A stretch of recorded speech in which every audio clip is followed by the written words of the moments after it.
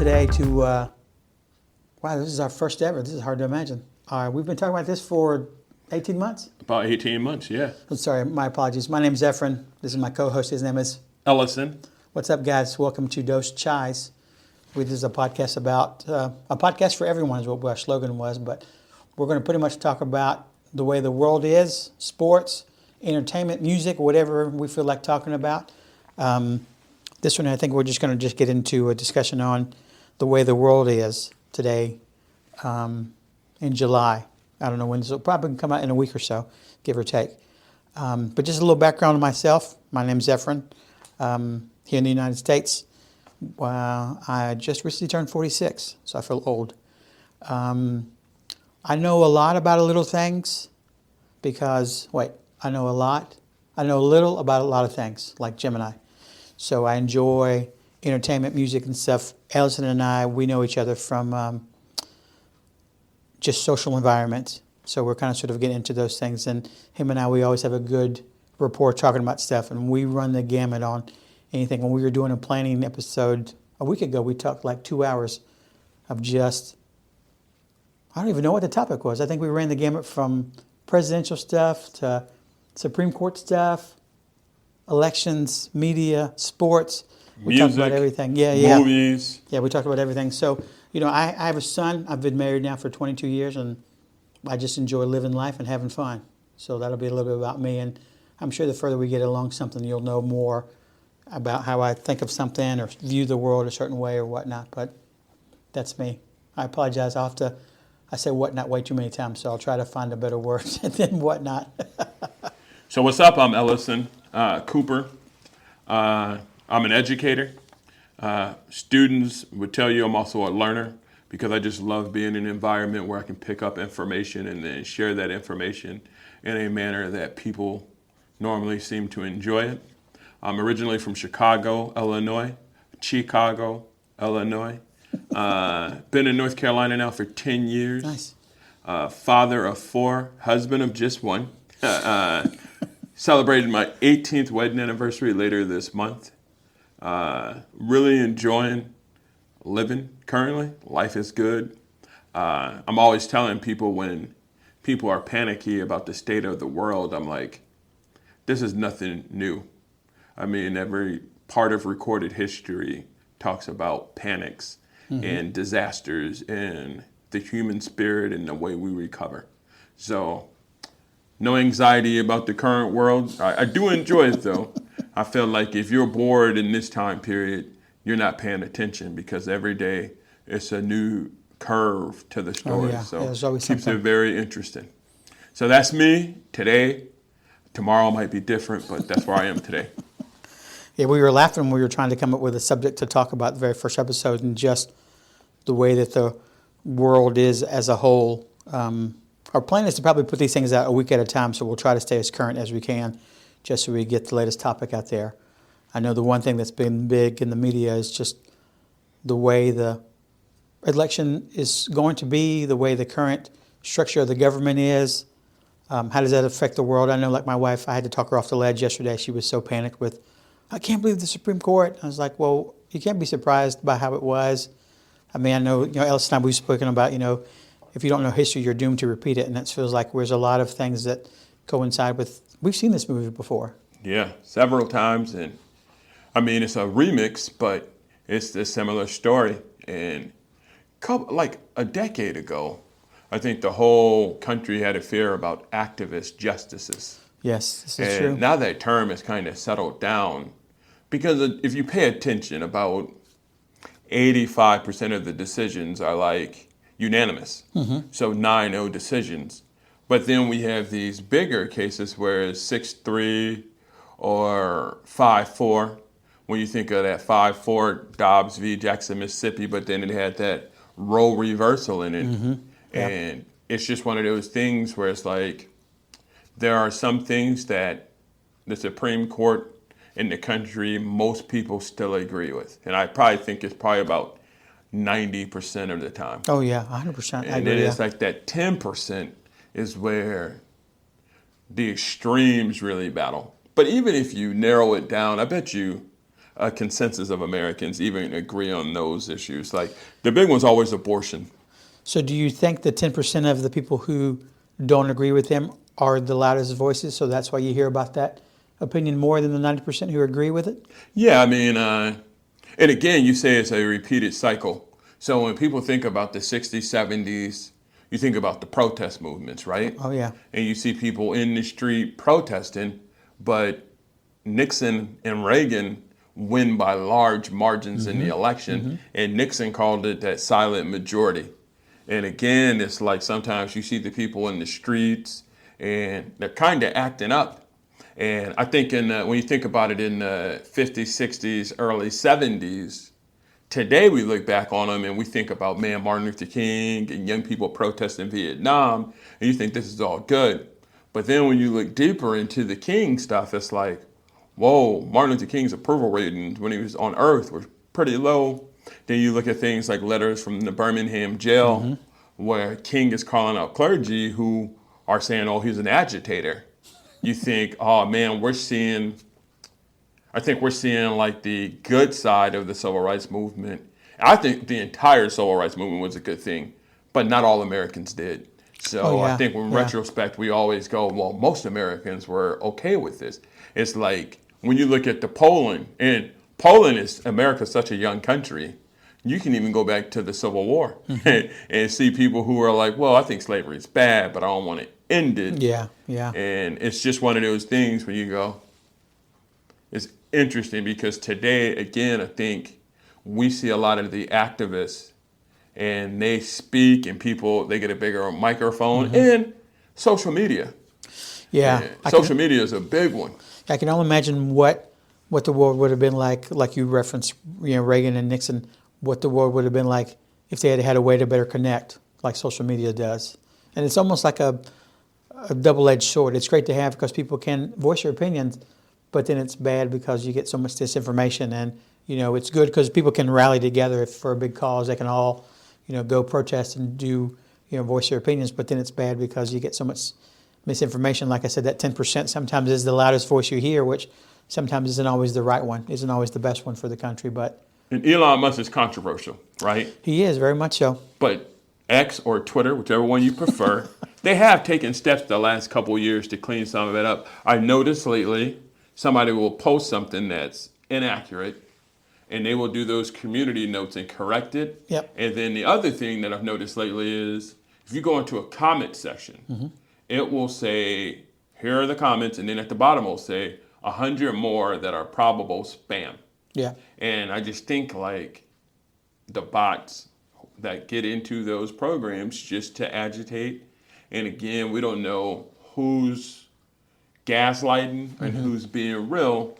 So I just think that there's an element of that where I'm like, man, you go on to Twitter and some of the stuff you read there and you go, people really can't be this angry. And then you just wonder, is it a real person or is it a program that's designed to cause controversy? Yeah, that's definitely the one thing you always have to be careful of. I know, at least with me, when I hear something from a friend or social media, I always have to verify it because I almost can't take it for what it's worth because you hate to be that way, but that's how I look at the world. If somebody says, well, like just perfect example, that a coworker made the comment to me that, well, I'm not going to watch the presidential debate because they're going to have a minute delay on it. I'm like, a minute delay? Why is that? Well, if one of the candidates freezes up or says something crazy, they'll have enough time to edit it down to make it better presentable to the world. I'm just like, I've never heard such a thing. Googled it immediately, didn't find a single thing. I checked 5 or 10 sources, nothing came up about it that way. I'm thinking, okay, watch the debate. So both candidates have some real bad moments. President Biden freezing up, former President Trump kind of sort of talking about things that weren't right or that were wrong. If there was truly a minute delay, they would have edited that stuff out to present them in a better light. So it's like, I didn't want to be that guy to correct them because a lot of times when you hear dissent among people, you automatically start arguing and it goes into a bad spot. So I left it alone, didn't say anything to him, but I felt bad that I should have corrected him. But, it just goes back to that thing, like you said, the bots. Some people are just doing it for gaslighting. Is it good? Is it bad? And it used to be like this decency rule, right? Like, so Mitch McConnell the last couple of years had some freezes. Oh, when yeah. they're calling his name and trying to really get his attention. But then there are other people who are just natural ponderers. So if somebody asks you a question and you ponder for a moment, somebody will be like, oh man, look, you just froze. Yeah. When in reality, it's like Joe Biden is in his early 80s. He's been in politics for 50 years. Oh, easily. So the catalog of information in his brain and trying to keep it straight. Like to me, I'm a journaler. I get up in the morning, I have a set routine. And sometimes, like if somebody asks me a question, it might take me a moment to recall the information they're requesting. Yeah, because you don't want to give them bad information.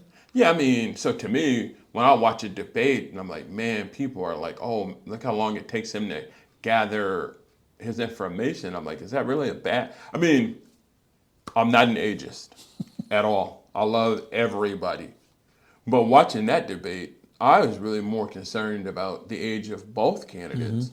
And I do think that former President Trump had a better presentation and he was more vigorous. But then at the same time, he didn't answer half the questions. He didn't, deflected a lot. The child care one, I'm a father of 4. So when he dodged that child care question, I was like, man, the moderators didn't even attempt to readdress that question. Yeah, make him answer it, Hold him accountable for it. Yeah, I mean, I'm just like, at some point, like, do you want somebody who's going to ponder the question that's given to him, or do you just want them to react? And I think Trump did a job where he just kept reacting all night. And when he was presented with new questions, he never really addressed them. So maybe intentionally they should have said, you're going to get 60 seconds to answer this question. We're going to give you 15 seconds to gather your information. Thought it was interesting. Biden had a notepad and a pencil and he was writing down stuff. You could see him, yeah. Trump never did that.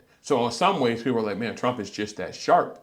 But I'm like, go back and get the transcript and just go through and highlight. How many questions did he actually answer? Yeah. It definitely is one of those things. I'd rather have somebody take time to collect their thoughts before they answer the question. But I think the world we live in, it's the instantaneousness of it. If it's good, if it's bad, they take you for what you first say. And if you pause, it's like, oh, he don't know nothing. He's going to lie to us or he's going to give us bad information. And it's like, no, I'd rather have them take their time to gather what they're going to say before they say it, because they're speaking to more than just one person. They don't want them to be, because I know with me, I don't like asking, somebody asks me a question and I immediately give an answer off the cuff, because I don't want it to be wrong, because ultimately it's going to represent me, my knowledge, and my experience. I don't want that to be bad. I'd rather pause, then think about what I'm going to say, and then say it, because somebody's going to hold that against you. So, the way that you almost need to be thoughtful and collected before you say something with it that way. I think the scariest part about that debate is the fact that the decency, like the American political structure, our system is like every 4 years, every 2 years, there's an opportunity for a revolution in this country. It is normally peaceful and nonviolent, and that's just the way it works. But at the beginning and in the end of that debate, they never shook hands. That was one thing surprising to me. Even as much as you have dislike for somebody, you still come together and shake hands, and because that's what they used to do, as just as a good combat, good battle or good fight or good discussion. You see it with boxers. You see it with athletes. I mean, last night I'm watching Copa. In the United States, they had some rough officiating. And then at the end of the game, Christian Pulisic goes over to shake the official's hand. Yeah. And the official turns his head. And I just said, to me, Mr. Ortega, no matter how you think you called the game, that one action alone to me is enough to say maybe he's not mature enough to be in this position. Yeah. And again, it's like, in the history of war, like not modern war, but the war that's been around forever, the leaders of both armies used to come together at the beginning and at the end to speak terms. Oh, yeah. And even in the American Civil War, Robert E. Lee, he wants to surrender to Ulysses S. Grant. And they shake hands, they have a conversation. So here we are, 2024, two leaders of the political parties that we have in this country, and they don't have the decency to shake each other's hands. Is it one of those things that if they did it that way, it would be a sign of they would be willing to work with the other side? Is that why they don't shake hands? Maybe that's the maybe maybe that is a real bad sign that the two sides can't Oh yeah, because I have mean, any. you stop and think of recent history, like all the times when Kevin McCarthy, being Speaker of the House, he worked with the other side to pass the continuing resolution. And when he did, they voted him out. He Yeah, lost his true. job. So is it because your willingness to shake their hands that's bridging the gap too far? I mean, Mike Johnson is still the speaker today because the Democrats support Yeah, him. because they saved him. Yeah. And in the Senate, they've had to work together. I mean, they didn't get the immigration bill passed, but the infrastructure bill, that's a yeah. bipartisan bill. It I think is. Joe Biden is in Carolina this week. He is at that. Yep. A new plant, something is coming to North Carolina. Oh, train from Richmond to Raleigh. Yep. It's going to take 3 years to do it, but that's that infrastructure money. So that's jobs. And both sides had to compromise to pass that infrastructure bill. Yeah. So to me, and I know I'm a dreamer, but the reality of it is it's like a marriage. If you're in a marriage where there is no compromise, it's probably a terrible marriage for one of the people in the marriage, probably both. Oh yeah, because the only person who's compromising is one who's really given up their ideology of what they wanted it to be. And compromise isn't even the right word. They're just settling for what the other person wants to do. I mean, to me, I'm always saying, like, the history of America is a history of people coming together and saying, we're going to make some of these compromises to make this thing work. Which is why it's interesting in today's politics that we're seeing things like Louisiana in the Ten Commandments. And I think it's Oklahoma. I apologize. Oklahoma, yes, Oklahoma with they're going to teach Teach the the Bible Bible. in school. And even within it, somebody asked the question, in what subject? And the governor responded, the Bible can be taught in any subject. I was like, that's interesting. But again, it's like America, the compromise for this country was, we're going to be a country where you're free to choose your own. There won't be any state religion. I'm always telling students, like, that means the state of New York can't say New York is a Christian state. Or the federal government can't say the federal government is a Christian country. Yeah.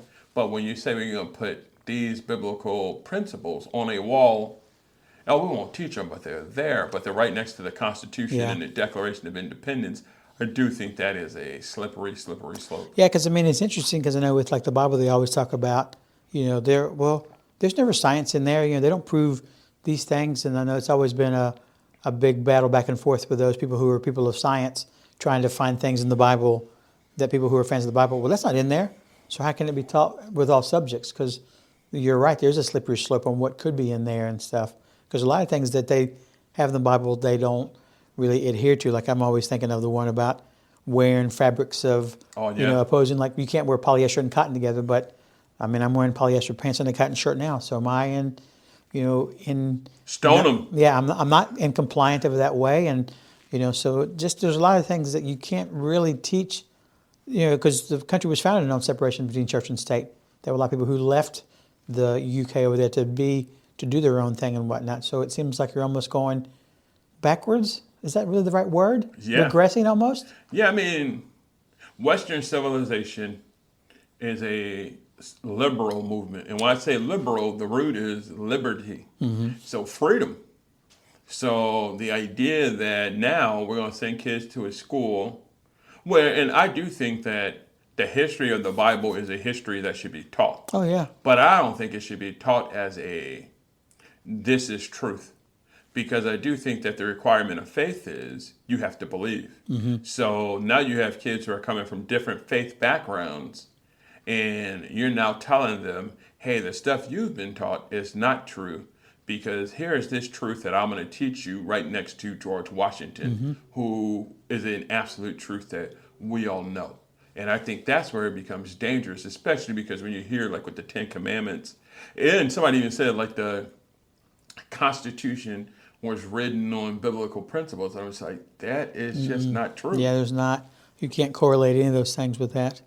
Yeah, I mean, Western civilization, a lot of great ideas, but for you to deny the Enlightenment, which is kind of sort of an opposing view, because all of a sudden it's saying like, oh, I'm going to take credit for this and not give it to God. I mean, people were stoned for that, for saying Yeah. I mean, scientists in that time period, the earth is not the center of the universe. Yeah, and even then, that was a big thing that, because the church always taught that everything else revolved around the earth, and we were not.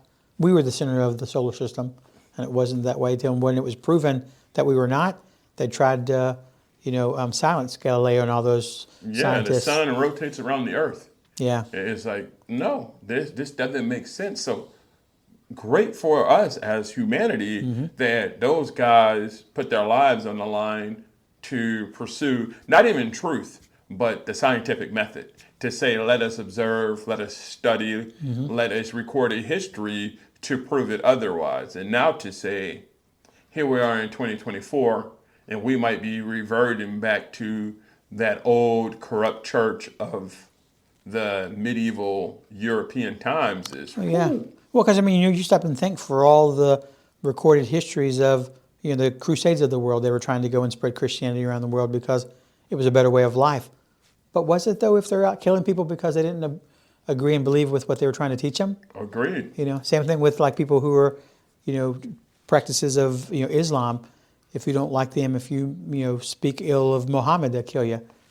I mean, if the teaching of the Bible is of you love every man like your neighbor, why would you not, you would accept them if their beliefs were different per the Bible, but people don't live it like that. Which is interesting though, because Muhammad, as a man in flesh on earth, kind of consistent with the Old Testament and in his time period of being violent. But Jesus Christ is the opposite. He's a counterpoint correct. Yeah. because like when you think of Jesus, you think of a innocent person dying for his friends. Yep. So then when you think of the Crusades and fighting for the promised land and fighting to evangelize, the entire time there are theologians saying like, this isn't consistent with the New Testament. I mean, as an African American in my 40s, my whole life, I've seen the comparison of Martin Luther King Jr. versus Malcolm X. And for some reason, when I was young, growing up in Chicago area, Nation of Islam, incorrectly, I was taught by the Christian church that Malcolm X was violent. And then when you look at Malcolm X and his conversion story, he isn't. Yeah. Instead, he's more so saying like self-defense is part of what America is. So if somebody attacks you, you shouldn't just get beat up, you should fight back. King, on the other hand, is way more radical in the way Jesus was radical, where King is like, I'm not just going to turn the other cheek. I want to turn the other cheek and then sit down with my enemy and try to have a conversation. Yeah, try to figure out what the differences are. That's radical. So then today, and when I hear these stories of like this, hey, as Christians, we need to pick up the sword. I'm like, have you read Ephesians? It seems like the sword is the Bible. Yeah. There always seems to be a very odd contradiction, like a oxymoron, like jumbo shrimp. I don't understand. I've never met anybody who's a religious person who automatically wants to fight, because that's not the way it was told. You sit down with somebody to understand why. Nobody's going to agree. Not everybody's going to agree about everything that the world is, but that's what makes society great. You can understand. You can hear somebody's point, and maybe you can understand it because you've walked that mile, or maybe you can just listen to their point. You don't have to agree with everybody to be automatically, well, I don't agree with you, Ellison, so I'm not going to like you. Well, no, that's what makes society great. You want those differences. You want that push and pull. That's how people succeed. That's how the world is built. That's how it's made better, because they always want to improve on what's out there. I think that's like the history of the world until 1960s, 70s, 80s, when we started creating these echo chambers and think tanks where now we can isolate ourselves and just hear what we want to hear. Oh, so yeah. We can go on social media, we can go to universities, we can separate and start a new denomination. We can split a traditional denomination because we no longer agree with the same thing. So, you know what? I'm going to go start my own church. And I just keep thinking, like, where's the Church of Jesus Christ when now you have 17 denominations under the Baptist banner? Because there's that one issue that we can't. And some of them, the issues are like tiny, like how do you receive or offer communion?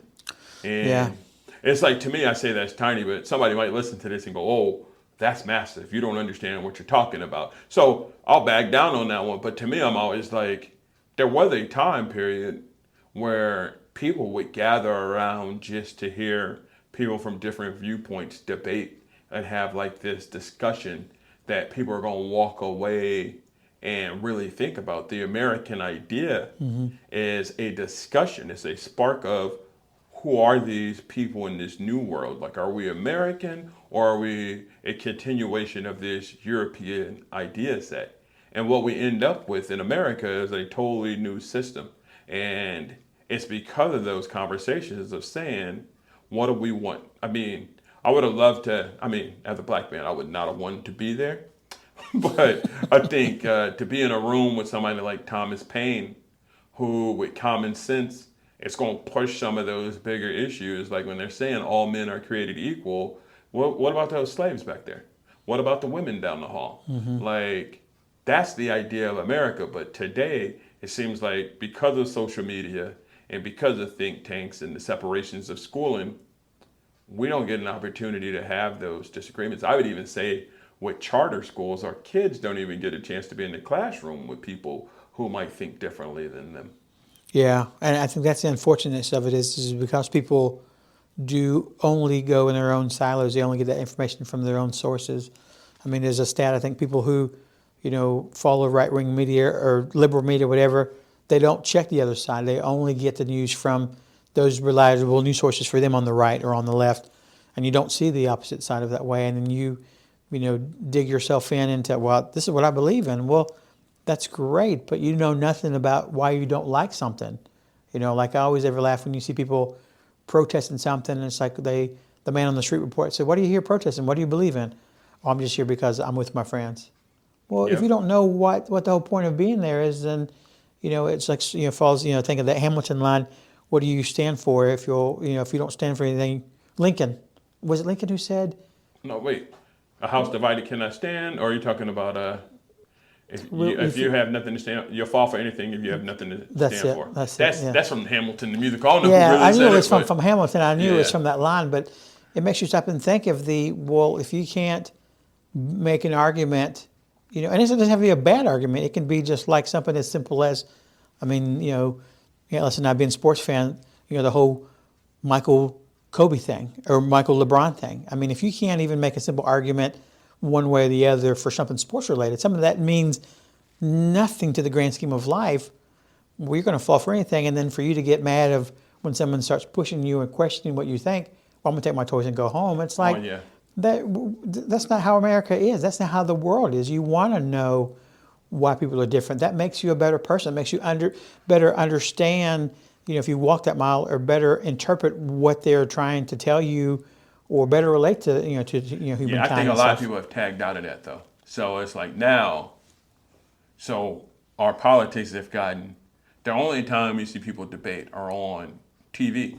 So CNN and Fox News and MSNBC or Truth Social or whatever you're following, you watch those and those are scripted debates, right? They bring somebody in from the right, somebody in from the left, they put a moderator there. So then people watch that and they're like, man, I'm turned off. I don't care about politics. So then people say, you know what? I'm going to disengage. So I'm going to vote the same way my parents voted or the way my neighbors vote. I'm not really going to put any thought to it. I don't want to engage. I don't want to argue. I don't want to look like a fool. So I pull out. And it's kind of sad because it's like every penny of your taxes is going to go somewhere. And I was reading today that just came out today that the debt of the entire world is like $90 trillion. And I was like, man, goodness gracious. First of all, can't we all just agree to erase it when it's that high? But secondly, I'm like, man, the amount of debt that we continue to occur because people have not stopped to slow down and think like, man, is it really worth building these machines of war or whatever the money is going to really say, like, is it worth it? And are there other things we can do to improve the world? Like, I even think that it go far for our world leaders to sit down. Like, if the UN can be what it was intended to be. So somebody like Kim Jong-un from North Korea can come to the UN under no threat of arrest or assassination and sit down and have a conversation with Joe Biden.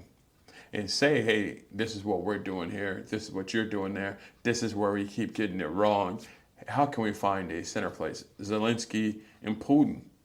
I know Palestine isn't in a recognized country, Yeah. but there are elected officials somewhere, either in Gaza or the West Bank, who could sit down with Benjamin Netanyahu and try to figure out a compromise. But right now, it seems like everybody's screaming at each other, and it's gotten so loud that we've lost the ability to have conversations to find some compromise Yeah, it to definitely makes improve it. thing for the future. It definitely makes it bad with the way that the world is, that they just are not willing to work with each other. And decency is not even the right word. Just taking 5 minutes and helping, okay, why do you not like me?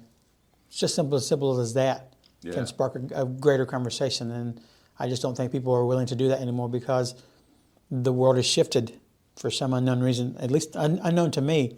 I'm not sure why the world has switched. Because I can remember growing up, and if one of those things of, if you didn't like somebody, you tried to figure it out. And if you couldn't get over figuring it out, then like parents, I'm not advocating violence, so don't come at me. But it's like you would just tell, okay, you know what? You boys get it and just beat it out. Just go fist fight it. And once you got tired, are you done arguing? Yeah, okay, then I don't want to hear about it anymore. And you would move on from that. You would forget about that argument and you would move on. And sometimes it'd bring him closer, or you would have a better understanding why that person didn't like you or what changed about it that way. But you would find common ground and you would move on. It's like nowadays they don't want to do that. They'd rather just keep, kicking the can down the road or something. I don't understand. Who's the greatest educators in the world? Who is? Who are the greatest educators in the world? I mean, from the standpoint of like... In general. Parents, good and bad. Yeah. So if your parent tells you, yeah. you got to get over it, but then your mom hasn't talked to her sister in 20 years because she couldn't get over it, you learn those same habits. If your dad gets into a fight every weekend, guess what you're going to do when you get older? Yeah, it's definitely one of the things you're gonna do what you see, what's being taught. Yeah. Behavior is learned. So you can unlearn. Yeah, you can definitely unlearn. You can go out and seek virtue and self-discipline and try to reprogram yourself. But that reprogramming is trying to unteach what you learned when you initially had your first education. You make a good point, but then you get into the standpoint of, okay, well, like a perfect example, say your kids, you teach them a certain thing and then all of a sudden they become differently. And then when they get pushback from you, it's like, well, Dad, I'm going to be different. A lot of parents will just own them because, like, no, in our house, we're all the same. We're all lockstep. It's like, what takes is a hard line? I mean, my son's only 14. I don't have any ideological differences with him as of yet, but, I mean, what happens if he votes a different direction than me or thinks differently because of the world he sees, the world he's lived in or being educated in, changes his thoughts and opinions more so than mine? Who are the second greatest educators in the world? Kids. Because a lot of times parents learn from them. So maybe you have some virtues like temperance and self-discipline, but you lack courage. So then you see your son, and when you were young, you had a dad who taught you how to do things a certain way. And you wanted to say, Dad, I think I can do this a little differently, but you didn't have the courage to do it. So then maybe your child gets that trait. So then they say, Dad, I enjoy the way you do it, but I like to do it this way. To me, I'm like, well, my kids have the independence and freedom to try and to be courageous. I applaud that. Now, is there some danger to it? Of course. Like every time a parent is at a pool and your kids are young and your kid goes to that edge, you could tell they want to jump in and you want to go and catch them. And then you go over and they wave you away because they want to know they can do it. Yeah. And as a parent, you're saying, oh, I just want to catch him. But I bet you that day when you have to take your son to college for that freshman orientation, you're going to want to stand in the parking lot. And what is he going to do? He's going to wave you away. Yeah, I mean, at some point, that's definitely one of those things of you definitely want them to take all the knowledge and experience that you've given them and take it out into the world and become their own person. Yes. So you want them to do that way because I think if you shelter them too much, they won't know how to deal with the world. When something difficult comes at them, they'll look at you to fix it because that's what you've always done. And you can't be that person because at some point, you want them to be independent like our parents were with us. You want them to crash and burn as many times as possible while you're still here. So the greatest lessons in the world come through failure. So it's like the kid who's been perfect forever. You always wonder, did that perfection come with cowardice and they didn't push and challenge themselves enough? You know, some people have that kid who gets straight B's and the kid is happy and they're content. And then somewhere in the back of their mind, they go, what if I had taken the more difficult course? What if I had pushed myself to get that A? Yeah. Like the B is great. 3.0 will get you into most universities in America. Yeah, but the parents, people, the world always tells you need to be better than good. You want to be great. You want to be excelling at everything you do. So if The you're world just, is wrong. You need to be better today than you were yesterday. So I'm always telling students, don't assess yourself against your neighbor. Assess yourself against yourself yesterday. So did I improve in any area? So I have a daughter who's always trying to master tying shoes. So I say, hey, don't cry. Don't get frustrated because you didn't complete it today. Was it easier today than yesterday? Then let's keep working on it. You know, we're all a work in progress. And when you think you've perfected it, you've probably missed it somewhere. So, yeah, it's not a competition against anybody but yourself. yeah, I mean, it makes sense. You know, it's one of those things of, I think that's what, you know, you always want to be better than what you were yesterday. I know with like me, my goal in mind, I always want to be better than my parents because to me, in my mind, my parents hung the moon, but what they did and what they had wasn't the best that was out there. Mm-hmm. So I strive to be better than them, not in a disrespectful way, but just thanks, Mom and Dad. I appreciate what you've given me, but I want to carry this banner further. Yeah. And I hope that my son takes all the information and stuff that I've done and want to expand upon it, build on it, you know, blow it out of the water and be better than what I had, better than what him and his mom had given him, so he does better things. You know, you definitely want your kids to be better than what you were, you know, and they definitely have a better understanding of the way that the world is. Unfortunately, sometimes to a certain extent, I don't want to say loss of innocence, but sometimes they tend to ask the hard questions sooner in life than what we did because the world is different. You Big just time. can't be, you know, the rainbows and unicorns and roses all the time because it's not like that anymore. We try to shelter your kids as much as you can so it isn't that bad, but sometimes life experiences, whatever, is thrust upon them sooner than what you want it to be, and it opens their eyes up sooner than what you want it to be, you know? Oh, big time. It's like that basketball thing you were saying earlier. Kobe Bryant's my favorite basketball player. I think Michael Jordan's the greatest basketball player.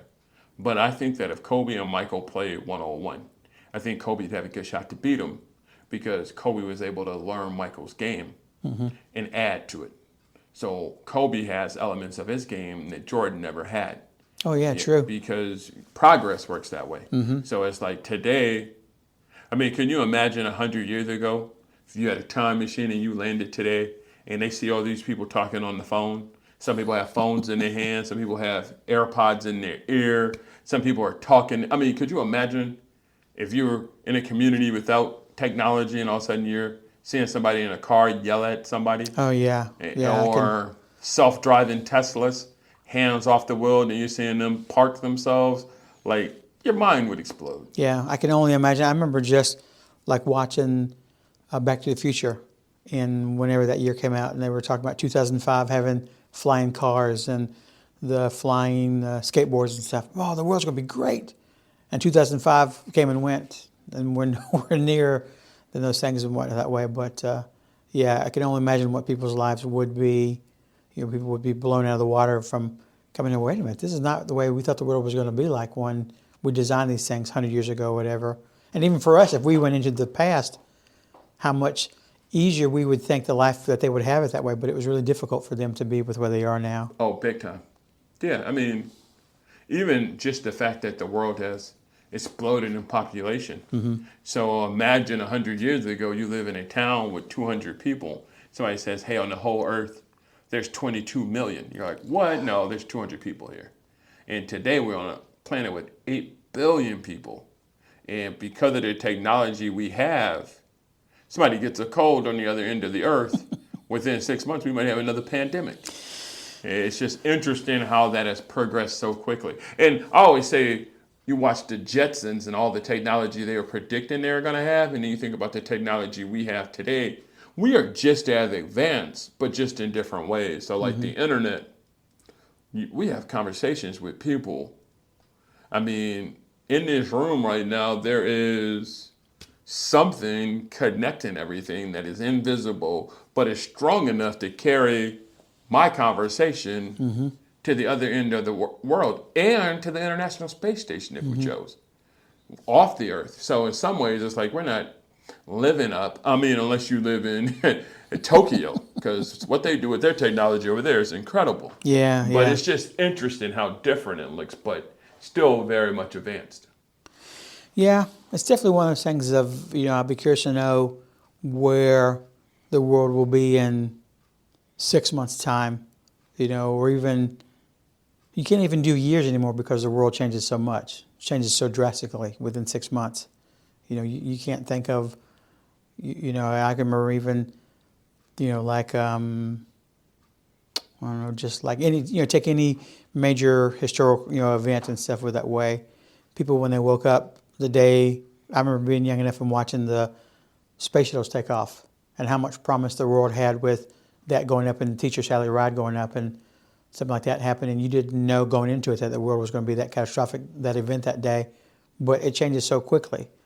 And that seems like so long ago, but yet it changed the way that people look at the world and stuff. And now it's like whatever happens today affects how the world's going to be differently tomorrow. It's just you have to think about it so quickly because they expect an answer from you to do, well, if you're challenged with this, what are you going to do now? Well, I don't know. Let me take time to think about it. No, you failed. You've moved on. That time's passed by you. Well, why? I can't take time to appreciate what I have and formulate a better plan on what it is to go and do it. The world is instantaneous. Just like you said, people can be the other side of the world listening to this that we're doing and stuff with that way because news travels so fast, opinion travels so fast. You have to formulate them so quickly that you just can't take time to develop them and enjoy them because you have to be in the present, in the now, in the instant. Yeah, I think that, like, when you think about that, though, it shows how small the world has become. It definitely Because, is. like, Elon Musk and SpaceX, I feel like this was a decade ago, and I'm not even going to say the term correctly. But remember, they had that whole vision of being able to reuse rockets. Oh, yeah. So they had to be able to land them on land and water.